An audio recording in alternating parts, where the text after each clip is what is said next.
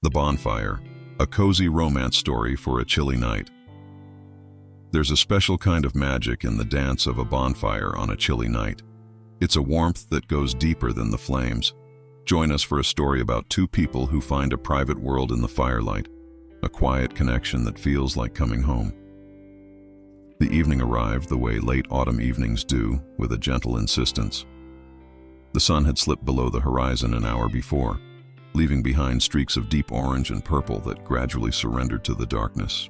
The air held that particular crystalline quality that comes just before the first hard freeze, clean and sharp, carrying the faint earthy scent of fallen leaves and the promise of winter not far behind.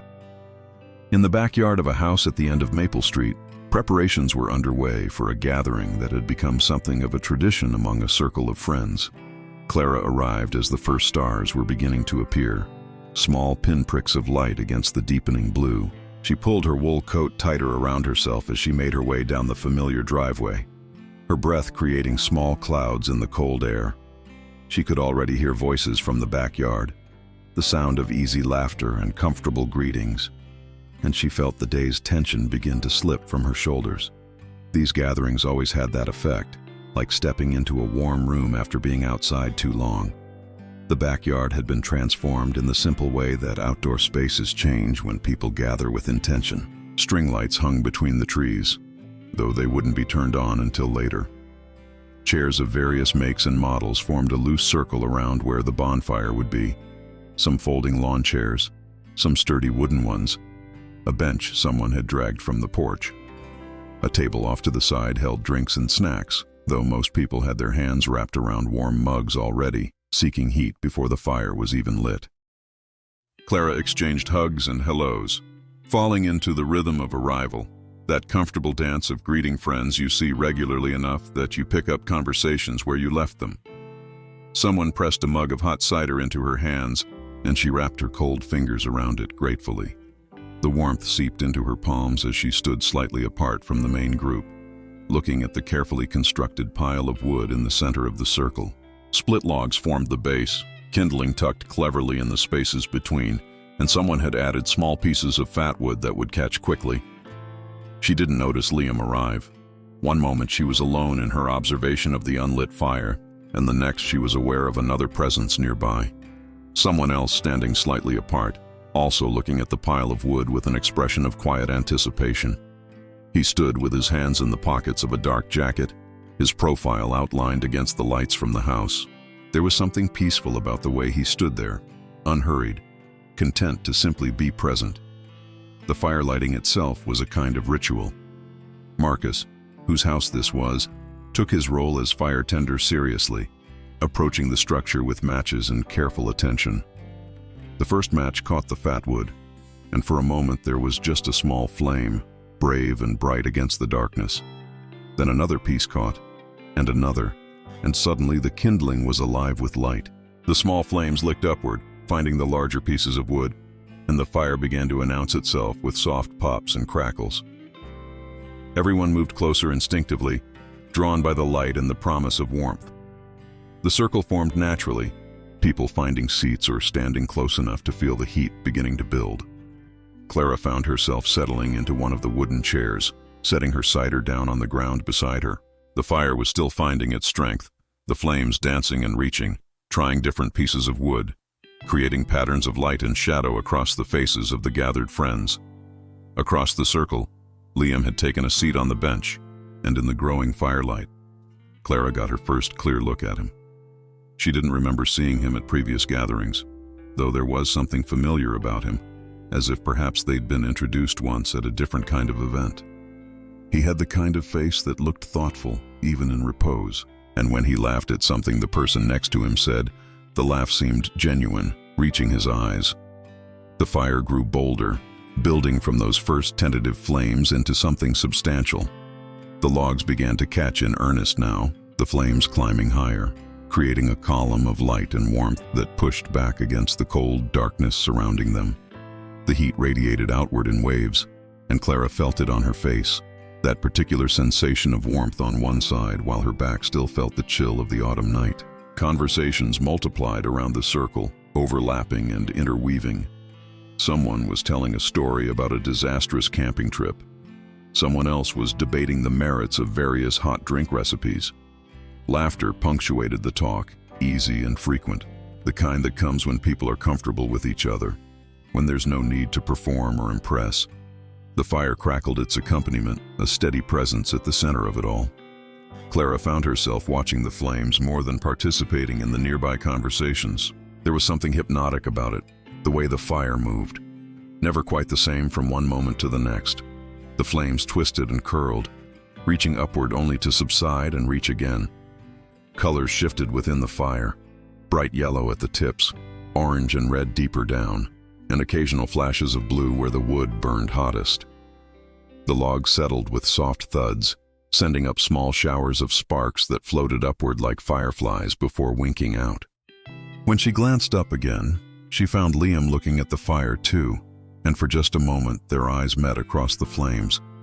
It was brief, just a second of acknowledgement, but something in that glance felt different from the casual eye contact of social politeness. It felt more like recognition, though of what, she couldn't have said. The fire continued to build, and the circle around it settled into a comfortable rhythm. People shifted in their seats, adjusting blankets around their shoulders, reaching for their drinks, leaning forward when they wanted to feel more heat, leaning back when it became too intense. The night deepened around them, and the fire became the center of their small universe, a sphere of light and warmth in the darkness. Clara pulled her coat tighter and settled deeper into her chair, feeling the day's last tensions drain away. The cold air made her grateful for the fire's warmth, and the company made her grateful for the quiet sense of belonging that these gatherings always brought. She didn't know it yet, but the evening was about to take a turn she hadn't expected, toward a connection that would feel like finding something she hadn't known she'd been missing. The bonfire had hit its stride, burning with the steady confidence of a well-built fire, tended by someone who knew what they were doing. The flames had calmed from their initial enthusiasm into something more measured, a consistent blaze that sent waves of heat radiating outward into the circle. The wood popped and crackled in a rhythm that felt almost like conversation, punctuating the human voices with its own commentary. The circle of friends had found their equilibrium too. Everyone had their spot now, had settled into the particular comfort of their chosen seat, had their drink within reach, their blanket arranged just so. The conversations had moved past the catching up phase into something deeper, the kind of talk that happens when people feel safe and warm and have nowhere else they need to be. Clara's friend Jen was telling an animated story about her recent attempt at bread making, complete with dramatic gestures that made everyone laugh. Next to her, David was shaking his head, adding his own commentary about the state of the kitchen afterward. Marcus was keeping an eye on the fire, occasionally reaching forward with a long stick to adjust a log, sending up new cascades of sparks. The conversation flowed easily, moving from topic to topic with the natural grace of friends who knew each other well. But something was shifting in the arrangement of bodies around the fire. It happened gradually, the way these things do, with people standing to refill their drinks, or shifting to find a better angle away from the smoke when the wind changed, or moving to chat with someone on a different side of the circle. Each small movement created space for other small movements, a gentle rearrangement of the social geometry. Clara found herself standing, thinking she might get more cider, though her mug was still half full. She wasn't entirely sure why she'd stood, only that staying seated felt less right than moving. She walked the few steps to the table, took her time selecting a cookie from the plate even though she wasn't particularly hungry. When she turned back toward the fire, the circle had shifted again, and the chair she'd been sitting in had been taken by someone moving closer to the conversation about bread. She stood there for a moment, mug in one hand, cookie in the other, looking for a new spot. Her eyes landed on a section of the circle that was slightly quieter, a little removed from the main concentration of activity. There was an empty chair there, a low-slung canvas one that looked comfortable, and on the ground next to it was a folded blanket someone must have brought out earlier. The spot had a good view of the fire and a buffer of space that felt appealing. As she started toward it, she realized Liam was moving too, coming from a different direction, clearly with the same destination in mind. They both stopped, and for a moment there was that awkward pause. the silent negotiation of who would take the spot. But then Liam smiled, a genuine expression that reached his eyes, and gestured to the chair. "Please," he said, his voice carrying easily in the quieter section of the circle. "I was just going to grab that blanket anyway. The bench is fine for me." Clara returned the smile. "We could share the blanket," she heard herself say, surprised at her own suggestion. "There's another chair right there." She nodded toward a second canvas chair, half hidden in the shadows just outside the fire's brightest light. Liam considered for a moment, then nodded. "That sounds perfect, actually. I'm Liam, by the way. I've been trying to remember if we've met before." "Clara. And I was wondering the same thing. I think maybe at Sarah's birthday party, that barbecue in the summer." "That's it," Liam said, recognition lighting his face as he dragged the second chair closer. "We talked briefly about that book everyone was reading, the one about the woman who lived in the woods. And you said you hadn't finished it because you kept getting distracted by wanting to look up all the plants she mentioned," Clara said, the memory surfacing. They arranged their chairs so they both had good angles on the fire, not quite side by side but not facing each other either. A comfortable diagonal that made conversation easy but didn't demand it. Liam unfolded the blanket, a thick wool thing in shades of gray and cream, and draped it so it covered both their laps. The practical sharing of warmth that outdoor gatherings on cold nights naturally inspire. The blanket smelled faintly of wood smoke and dried lavender, as if it had been stored carefully between gatherings like this one. For a few minutes they sat in silence, both watching the fire, both feeling the warmth of the blanket and the heat radiating from the flames. It was a comfortable silence, the kind that doesn't need to be filled. Around them, the larger group was still engaged in animated conversation, but here in their slightly removed spot, the volume felt softer, the intensity less demanding. The fire had settled into a beautiful glow. The logs had burned down enough that the flames were smaller now, but the coals beneath glowed brilliant orange and red, radiating intense heat. When a log shifted, new flames would leap up briefly, dancing and twisting before subsiding again. The patterns were endlessly varied, never repeating, always beautiful in their impermanence. Clara found herself acutely aware of small details. The way the cold air touched her cheeks while the fire warmed her front. The weight of the blanket across her legs. The way Liam sat, relaxed but attentive, his hands folded loosely in his lap. The quiet hum of conversation from the rest of the group felt distant, like sounds from another room. Their little corner had become its own space, defined by the angle of their chairs and the shared warmth of the blanket. "I never get tired of watching fires," Liam said quietly, his voice just loud enough to reach her over the crackle of burning wood. "There's something about them that makes everything else quiet down." Clara nodded, understanding exactly what he meant. "It's like meditation, but without having to try. The fire does all the work." "Exactly." He glanced at her, and she met his eyes, and in the firelight his expression was open, interested. "Do you meditate?" "Actually meditate, I mean." "I've tried," Clara admitted. "I'm not very good at quieting my mind on command, but this..." She gestured toward the fire. "This works better than anything else I've found." They fell back into silence, but it felt different now, less like an absence of conversation and more like a comfortable presence between them. The fire continued its dance, and around them the evening continued. But in their shared space, time seemed to slow, to become something more fluid and gentle. The cold night pressed in from beyond the fire's circle of light, but within it, wrapped in the blanket's warmth, watching the flames together, everything felt exactly as it should be. Clara couldn't remember the last time she'd felt this immediately comfortable with someone she barely knew. There was something about the combination of the fire, the night, and Liam's quiet presence that made it easy to simply be, without performing or planning or worrying about what came next. For now, this moment was enough, and the promise of conversation to come hung in the air like the smoke from the fire, drifting upward into the darkness, full of possibility.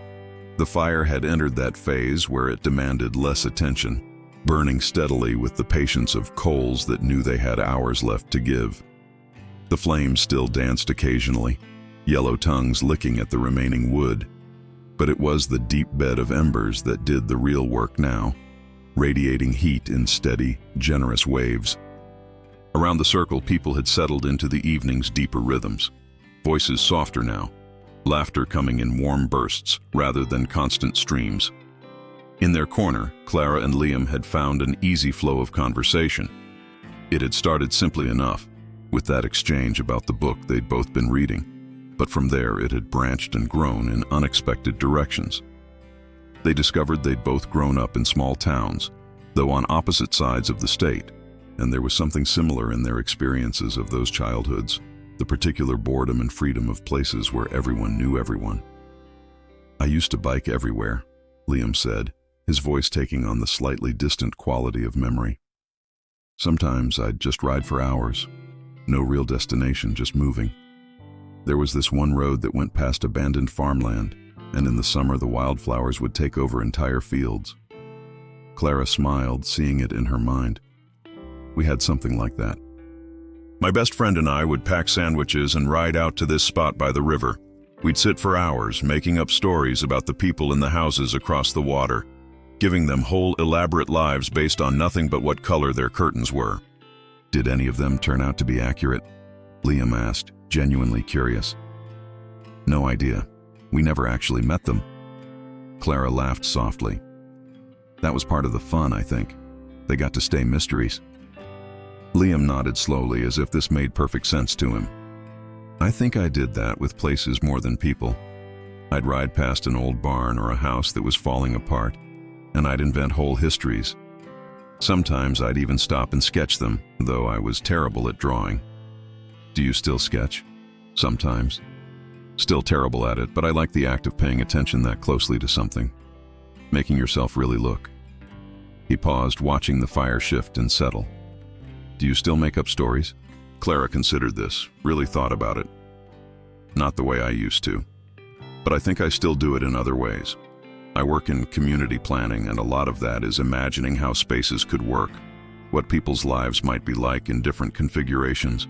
Maybe it's the same impulse, just more practical." "That sounds like a good job," Liam said. "Creating spaces for people's lives to happen in.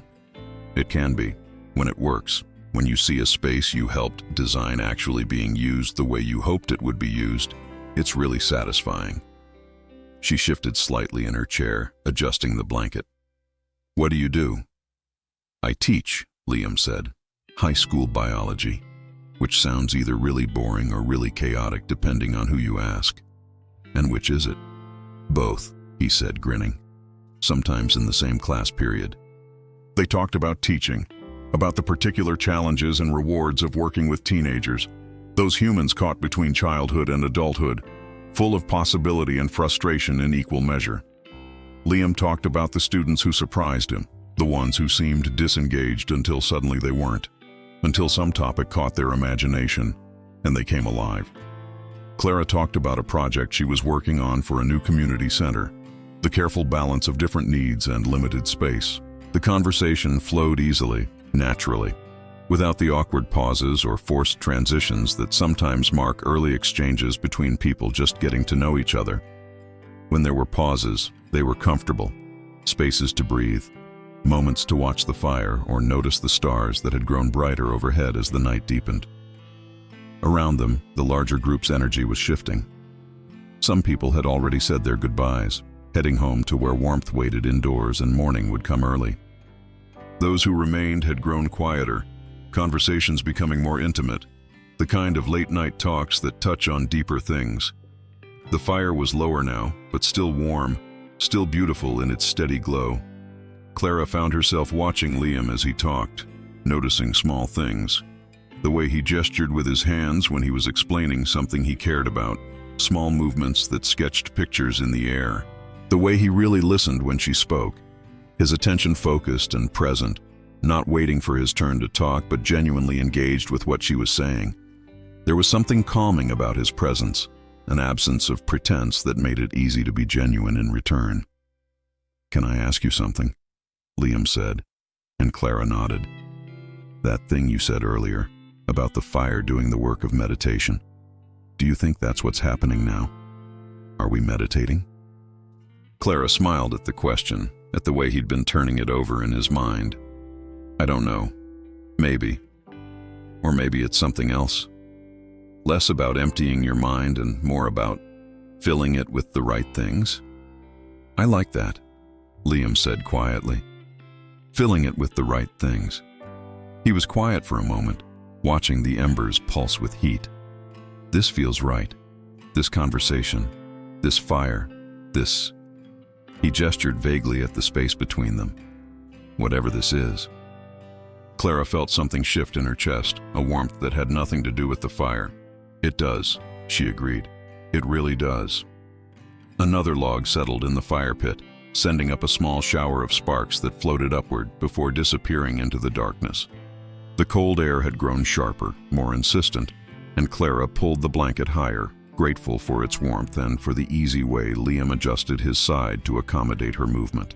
The gesture was automatic, considerate, the kind of small kindness that speaks louder than grand declarations. Tell me something else, Liam said. Something you don't usually tell people when you first meet them. Clara thought about this, appreciating that he'd asked for something real. I collect seeds, she said. Not in any organized way, and I don't always plant them.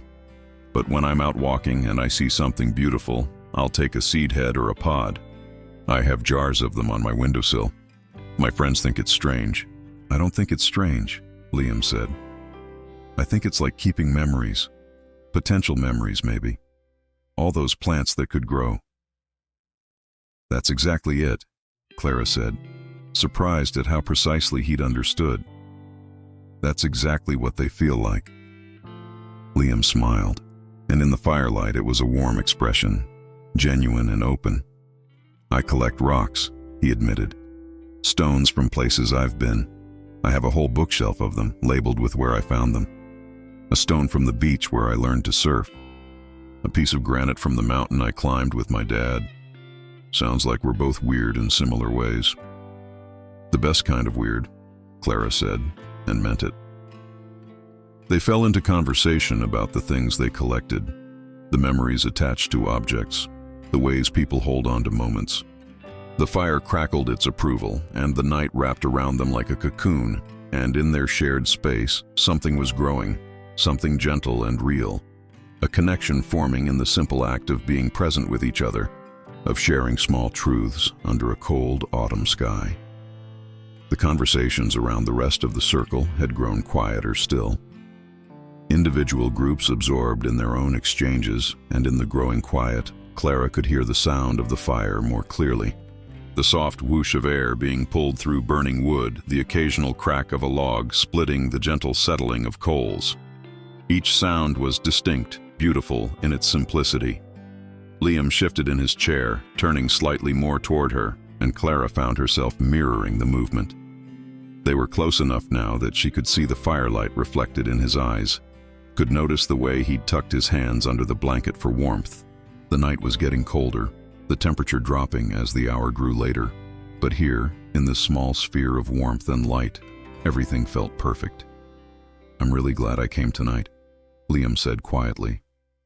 I almost didn't. I'd had a long week, and the couch was calling my name. I'm glad you did too, Clara said, and in her voice was a note of surprise at her own certainty. She'd only really met him, a few hours ago, but it felt like longer, like they'd been having this conversation forever, like this was a continuation of something started long before tonight. The fire glowed between them and around them, a patient witness to the connection forming in its light, and the night stretched on, full of possibility and warmth, and the simple, profound gift of being truly seen by another person. The fire had transformed into something resembling a living painting. The logs had burned down until they were shapes more than objects, glowing sculptures that pulsed with internal light. The flames that remained were low and lazy, blue at their base where the heat was most intense, shifting to orange and yellow at their peaks. Each small movement of air made them dance differently, and Clara found herself mesmerized by their constant variation. The larger group had winnowed down now. Only 5 or 6 people remained of the original dozen, and they'd clustered closer to the fire, seeking its warmth as the night grew genuinely cold. But they were on the other side, their voices a gentle murmur that didn't intrude on the space Clara and Liam had carved out. It felt like they existed in two different worlds, separated by no more than a few feet, but divided by something more than distance. "My grandfather used to say that every fire has a story," Liam said, his voice low and contemplative. He'd been quiet for a few minutes, just watching the embers, and Clara had been content to sit in the silence with him. "He was a firefighter, and he said that if you watched a fire long enough, you could read it like a book. See where it started, how it grew, what fed it." "That's beautiful," Clara said. "Did he teach you how to read them?" "He tried. I don't think I ever got as good at it as he was, but I learned enough to appreciate what he meant. This fire," Liam gestured toward the glowing bed of coals, "it's in its wisdom phase, past the chaos of the beginning, past the drama of the peak. Just steady, reliable warmth." Clara considered this, watching the embers pulse with their internal rhythm. "I like that, the wisdom phase, like it's figured out what it's doing." "Exactly." Liam was quiet for another moment, then continued. "He died last year, my grandfather. It was peaceful, in his sleep, the way everyone hopes for. But I miss him. I miss those conversations where he'd take something ordinary and make it meaningful." The vulnerability in his words touched something in Clara. She understood what he wasn't quite saying, the way grief could soften you, make you aware of the preciousness of moments like these. "I'm sorry," she said quietly. "He sounds like he was a remarkable person." "He was." Liam smiled, but there was sadness in it too. He would have liked this. The fire, the friends, the cold night. He always said the best conversations happened around fires, because the fire did something to people, made them more honest. Clara thought about her own losses, the people who'd shaped her and then been gone. Her grandmother, who taught her to name wildflowers. Her first mentor at work, who'd shown her how to see cities not as fixed things but as living entities that could be shaped and improved. "I think he was right," she said. "There's something about fire that strips away the unnecessary things." They sat with that thought, watching the fire breathe and glow. A log shifted and new flames leaped up briefly, bright and energetic, before settling back into the steady burn of the coals. The sparks that rose looked like tiny stars, ascending to join their larger cousins in the sky above. "Tell me about your grandmother," Liam said, and Clara realized she must have mentioned her without quite meaning to, or perhaps he'd simply intuited her thoughts. The firelight and the late hour and his gentle attention had created a space where it felt safe to share these things. So she told him. About her grandmother's garden, wild and beautiful, more meadow than maintained space. About the walks they'd take, stopping to look at every flower, her grandmother's weathered hands gently cupping blooms as she explained their names, their properties, their stories. About the last summer, when the garden had been too much for her grandmother to manage alone, and Clara had come to help, and they'd spent long afternoons working side by side in comfortable silence. "She taught me to really see things," Clara said. "Not just look at them, but see them. The difference between those two things changed everything for me." Liam nodded slowly. "That's a gift, really seeing. Most people go through their whole lives just skimming the surface of things." "Do you think that's what we're doing now?" Clara asked. "Really seeing?" Liam turned to look at her fully, and in the firelight his expression was thoughtful, searching. "Yeah," he said finally. "I think maybe we are." The moment hung between them, weighted with meaning they couldn't quite name yet. Then Clara smiled, breaking the intensity, but not the intimacy of it. "Is that what the fire does? Makes us see better?" "Maybe," Liam said, smiling back. "Or maybe it just creates the right conditions for it. The quiet, the warmth, the darkness around the edges. Everything else falls away and you're left with just this. Just this," Clara repeated softly, liking the sound of it. They talked more, about seeing and being seen, about the people who'd taught them to pay attention, about moments in their lives when everything had come into focus. The conversation wound through memory and reflection, through small observations and larger truths. Liam talked about the moment he'd decided to become a teacher, standing in a museum looking at a display about local ecosystems, realizing he wanted to spend his life helping other people have that moment of clarity and connection. Clara talked about walking through a neighborhood marked for redevelopment, seeing the way people use their spaces, the unofficial paths worn into grass where the official sidewalks didn't go, and understanding that good planning meant paying attention to how life actually happened, not how you thought it should happen. The fire continued its patient work, radiating warmth and light, and the cold night pressed closer around them, making the warmth all the more precious. The blanket across their laps had become a shared space, and Clara was aware of the easy way they inhabited it together, neither claiming too much nor giving up too much, a natural balance that felt effortless.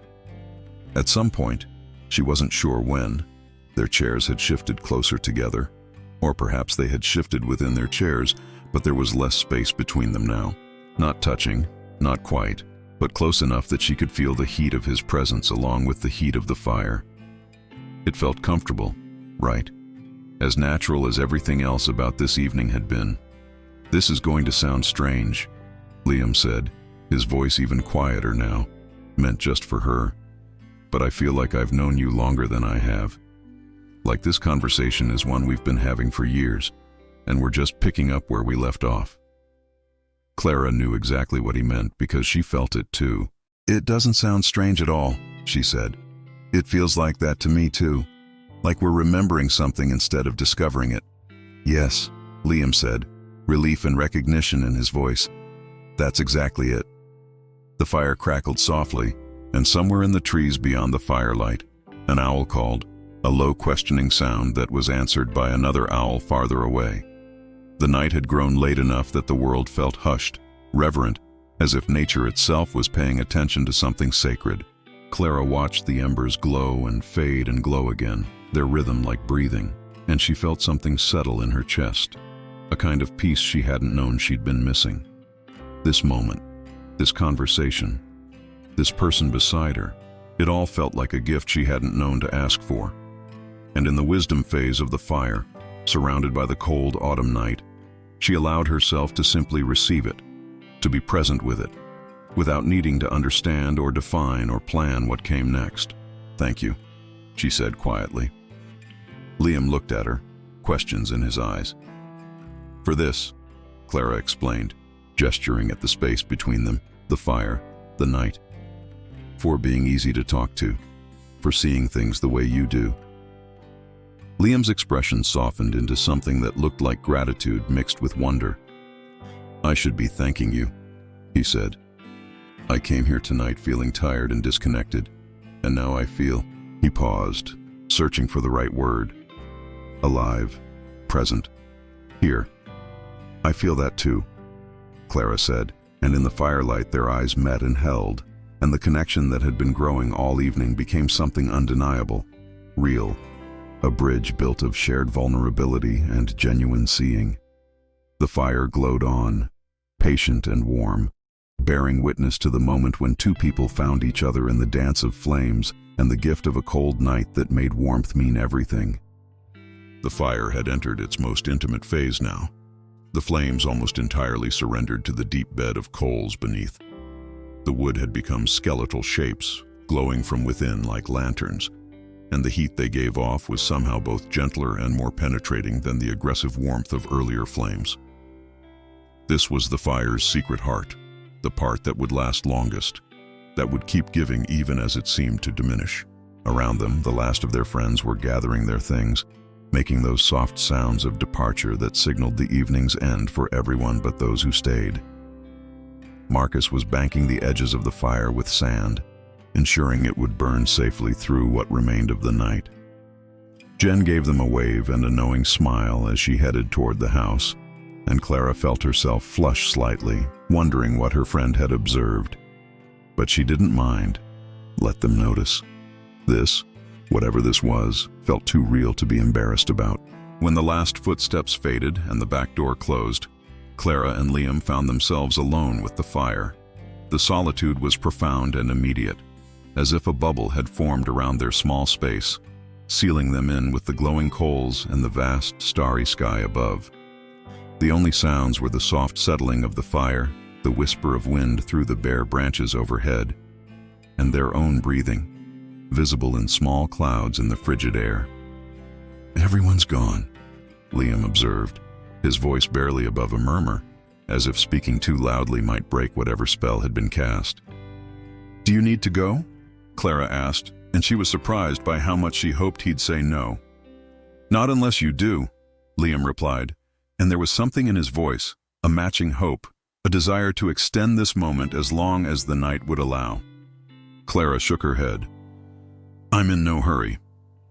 They resettled in their chairs, adjusting the blanket which had slipped slightly, and in the repositioning their hands brushed, just briefly, just a whisper of contact.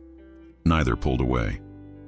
Instead, slowly, naturally, Liam's hand found hers beneath the blanket, and their fingers intertwined with an ease that suggested they'd done this 1,000 times before.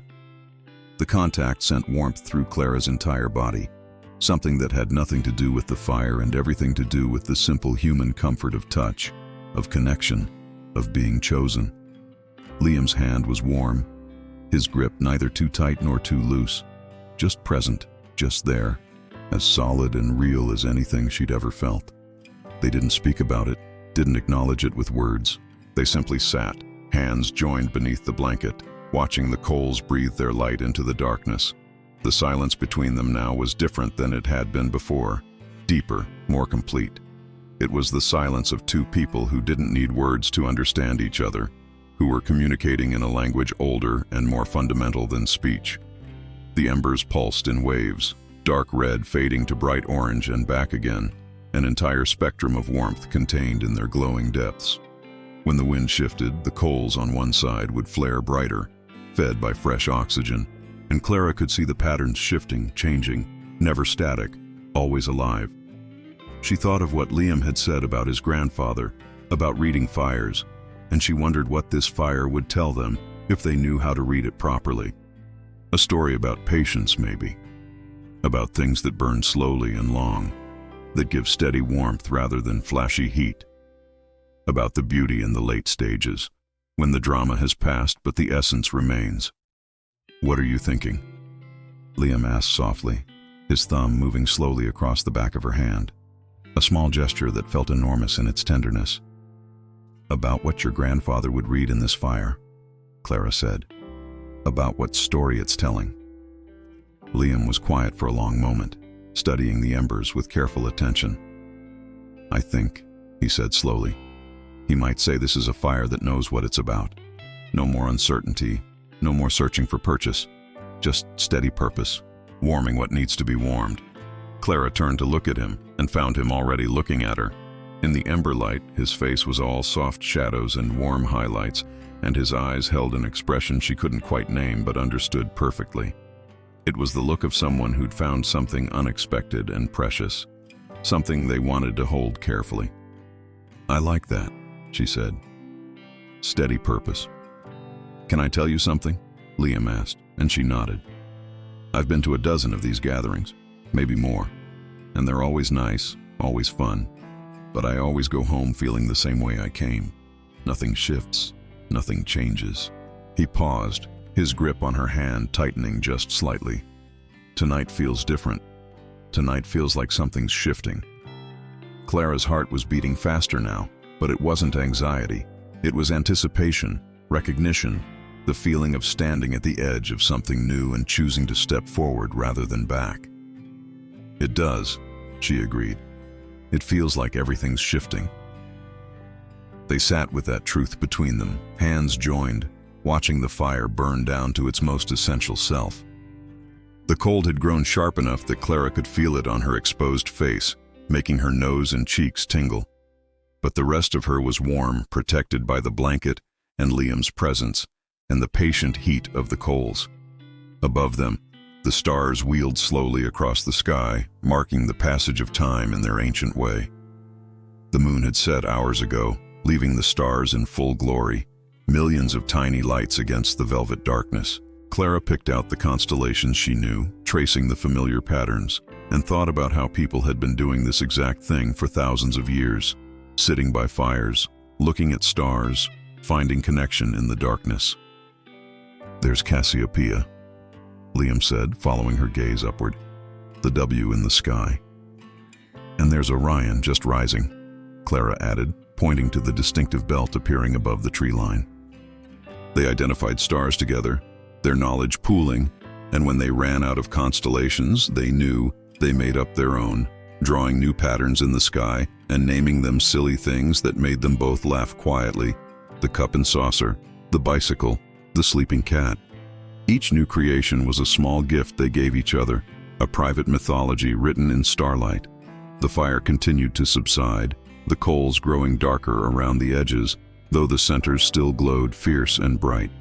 Soon Marcus would come back out to ensure everything was properly extinguished, and the night would officially end. But for now, they existed in a pocket of time that felt suspended, stretched, as if the universe had decided to give them this gift of extended presence. Liam shifted in his chair, angling himself more toward her, and Clara did the same until they were facing each other as much as the fire. Their joined hands rested on the blanket between them, visible now, no longer hidden, and Clara studied the way their fingers interlaced, the way his hand looked against hers. Different, but complementary. "I don't want this to end," Liam said, his voice carrying a vulnerability that made Clara's chest tighten. "It doesn't have to," Clara replied, and she was surprised by her own boldness, by the certainty in her voice. "The night has to end, but this, what we've found here, that doesn't have to end." "No," Liam agreed, his face breaking into a smile that even the dim ember light couldn't diminish. "It doesn't." They made quiet plans then, speaking in low voices, arranging to meet for coffee in 2 days, exchanging phone numbers, promising to message each other before then. But even as they made these practical arrangements, Clara felt the deeper promise hanging unspoken between them, the understanding that something significant had begun tonight, something that deserved to be nurtured and protected and allowed to grow. The last bright coal was fading now, surrendering to ash and darkness, though the heat it had generated would linger for hours yet, radiating up from the ground, a memory of warmth. Clara thought that was appropriate somehow, the way warmth could outlast light, the way some things persisted even after their source seemed to disappear. Liam squeezed her hand gently, and she squeezed back, and in that simple exchange was everything they hadn't yet found words for: gratitude, promise, hope, the recognition of something rare and worth cherishing. The back door opened, spilling yellow light across the yard, and Marcus emerged with a bucket of water and a flashlight. "You two still out here?" he called, his voice carrying easy affection. "Fire's about done, I think. Want to help me make sure it's fully out before we call it a night?" They stood together, reluctantly releasing each other's hands, folding the blanket between them in a practiced motion that felt like it had significance beyond the simple task. They helped Marcus douse the last embers, the water hissing and steaming as it met the heat, and slowly the source of their warmth disappeared, leaving only darkness and cold and the memory of flame. But Clara didn't feel cold, even as they walked toward the house, even as the night air bit at her exposed skin. She felt warm from the inside out, heated by something that had nothing to do with burning wood and everything to do with human connection, with being seen and understood, with finding someone who looked at the world through similar eyes. They lingered in the driveway after saying goodbye to Marcus, neither quite ready to get in their cars and drive away, to let the physical distance of separate destinations break whatever remained of the evening's spell. The house lights were off now, except for one dim lamp visible through a front window, and the street was quiet, wrapped in the particular stillness that settles over residential neighborhoods in the small hours of the morning. Their breath created overlapping clouds in the frigid air, and Clara pulled her coat tighter around herself, though she barely felt the cold. Liam stood close enough that she could have reached out and touched him, and the space between them felt charged, full of potential and possibility. "So," Liam said, and then laughed softly at himself. "I don't actually know what comes after, so I've never been good at goodbyes." "This doesn't feel like goodbye," Clara said. "It feels more like a pause, like we're stopping here, but the conversation keeps going." "I like that," Liam said, his expression warming even in the darkness. A pause, not a goodbye. They stood there for another moment, and Clara was acutely aware of every detail. The way the distant streetlight cast long shadows, the smell of wood smoke that clung to both of them, a reminder of the fire they'd shared, the sound of a car passing on a nearby street, there and gone again, the way Liam was looking at her, as if memorizing her face, as if he wanted to be able to carry this moment with him. Thursday, Liam said. Coffee on Thursday. That coffee shop on Elm Street, the one with the window seats? I know it, Clara confirmed. What time? Is 10 too early?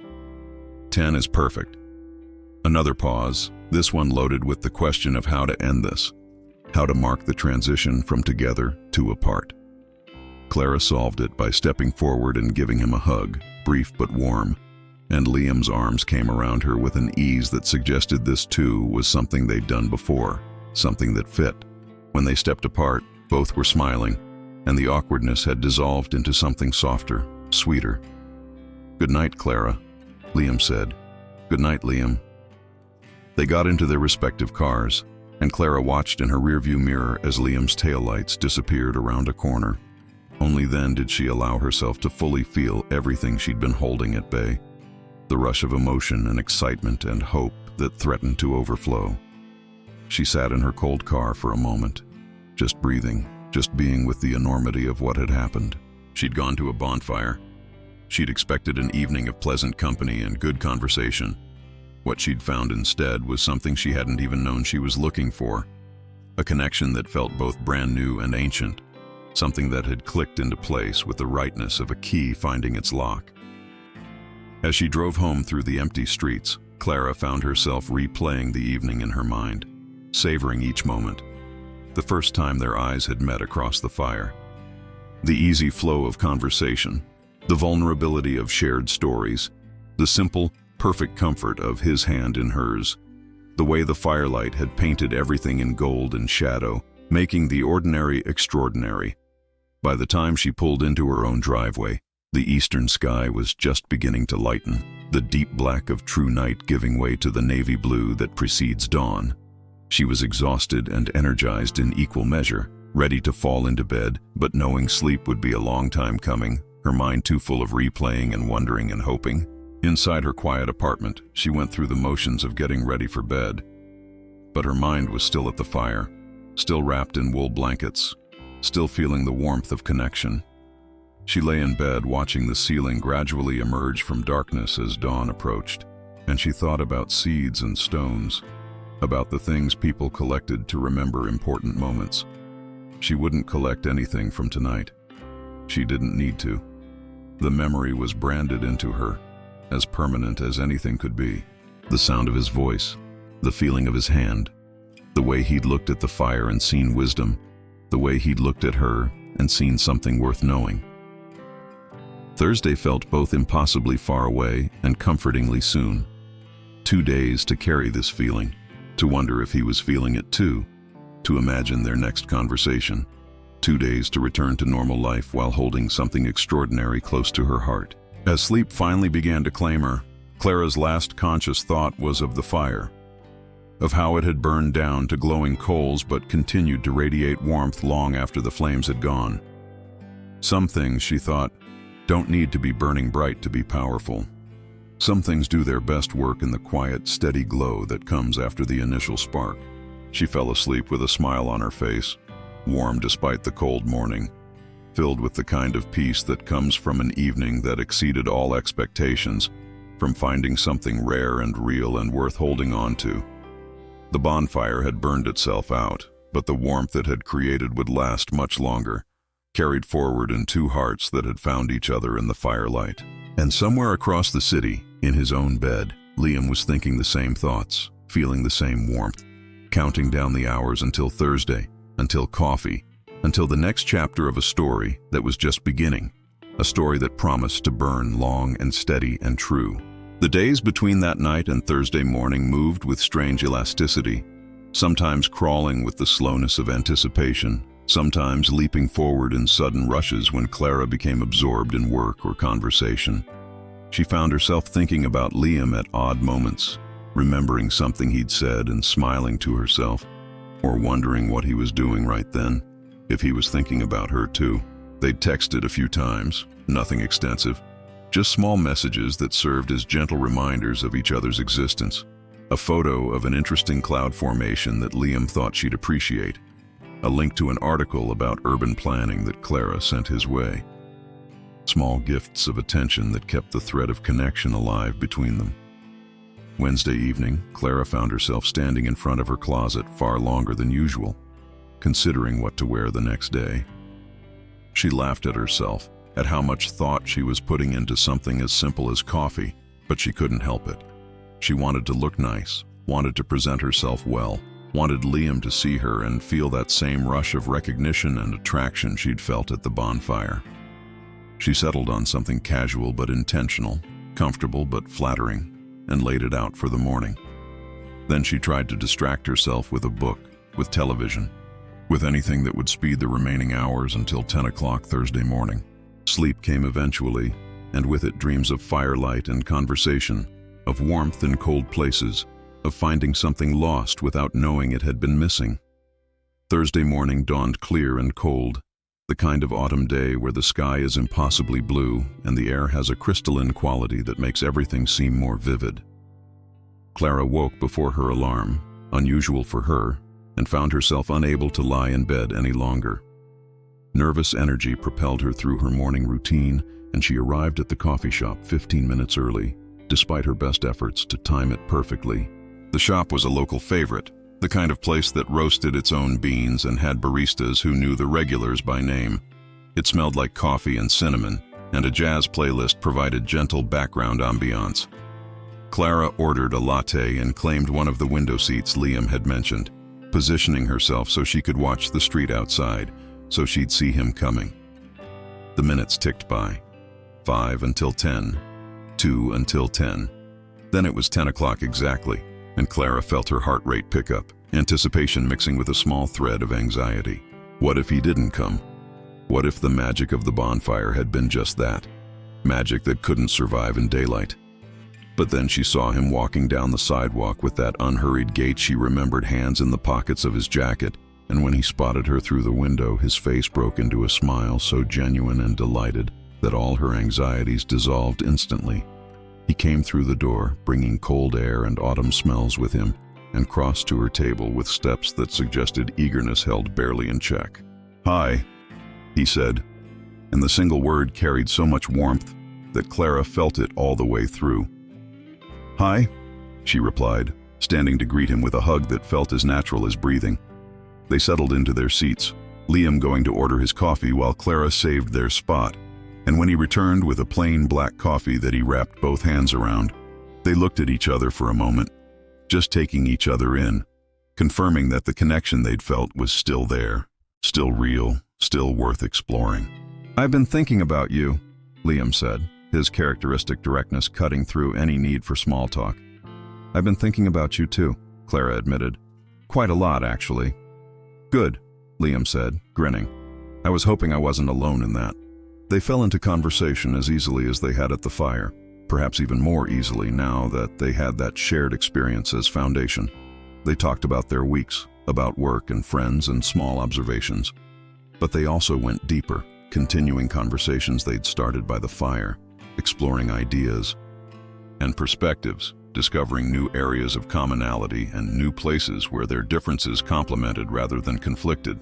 The coffee shop filled and emptied around them as morning turned to afternoon, and they barely noticed.